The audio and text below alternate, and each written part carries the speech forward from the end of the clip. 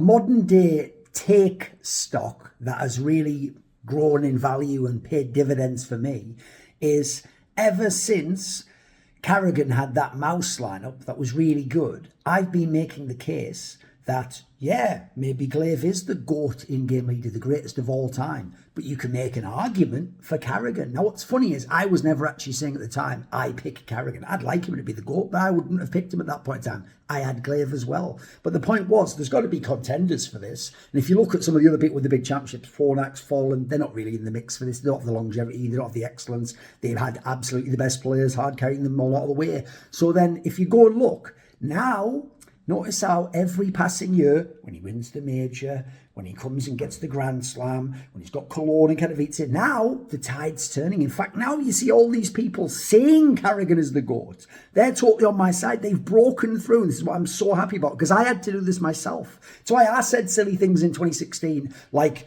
Fallen was the best AWPer. When I look back now, I've gone and watched the games. That's not the case at all. Those are hot takes. Those are times when people like Guardian had a hand injury. Kenny S was in the bad Envious that was going downhill. dev1ce, his Astralis couldn't perform. He choked in the big matches. There wasn't many people to pick from. Pasha was in bad form. Wasn't even an AWPer at that point in time. So I've broken out the whole ring debate myself. Rings aren't that important. They are a factor, perhaps, especially for judging how do you do in pressure matches. Yeah, you can bring them in. But the idea that the be all end all. No, they're for people who didn't watch the game and can't think to simplistically, reductively just come down to, well, this number's higher than that one, so the one with the higher number must be the winner. That's it. No argument, end of story. No, there's loads of story. There's loads of argument. There's lots of interesting discussion to be had. So in the same way as people get the idea Carrigan could be with only one major, maybe you'll get to two, but then who knows? Then all of a sudden, I've got another question to ask you, right? Because there's two more angles that come that seem quite obvious to me. So let me just plant the seed.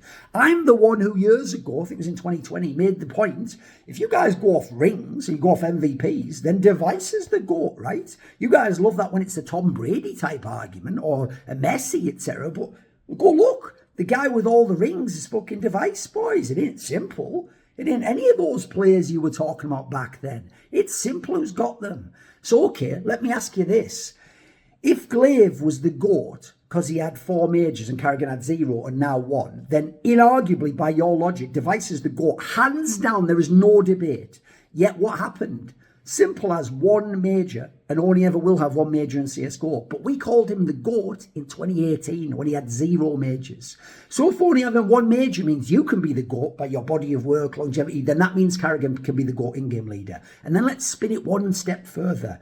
If Zonic, now you're going to say, because he has the 5, and you do it, no, you didn't say that argument back then. So if the argument was Zonic having 4 majors, notice all 3 of these people playing one team, dev1ce, Glaive and Zonic. But okay, let's ignore that for a second. Funny, Carrigan, Simple, and my boy Zeus weren't all in one team, but let's get back to that. So for coaches, if Zonic was the GOAT, hands down, by having 4 majors, well then, that makes dev1ce the GOAT, that makes Glaive the GOAT. But we're now saying we can argue both those cases. We can definitely argue dev1ce and we can potentially argue Glaive. So that opens up the Zonic one now, doesn't it? Which is, it's only now that Zonic's gotten his extra major. And by the way, the weakest major run ever in the history of the majors, as far as I'm concerned, especially from an elite team. So you look at it, my boy Zeus won back-to-back majors in a very competitive era. Then he had a Team Liquid lineup in 2018 with Taco, which was unbelievable. He was actually playing tactical Counter-Strike and was easily the second best team, knocking down the SK, MIBR, FaZe clans, Na'Vi, everyone else. Only Astralis could beat them. Then in 2019, what happened after that? He went back to MIBR and they came top 4 at 1 major. Brilliant, right? They were a team you were expecting to go top 4 at an age with that line. It was a throwback. That was a last dance, if anything, right? So then you had the EG period online, where they were number 1 ranked team in the world. They were dominating the NA region completely. And then you still had Furia, who was really good. Gen G was a solid team. You still had Team Liquid with people like Elige popping off in it. Yeah, Cloud9 sucked and they'd already gone away at that point. Yeah, we all get all that. But the point is, if you look at the arguments are more interesting than the answers. The questions are more interesting than the answers. So ask yourself, is it that undisputed and obvious that Simple's the GOAT, Glaive is the GOAT, and Zonic is the GOAT? Because I'll just bring it back to the first one, and you really have to answer this if you believe in rings.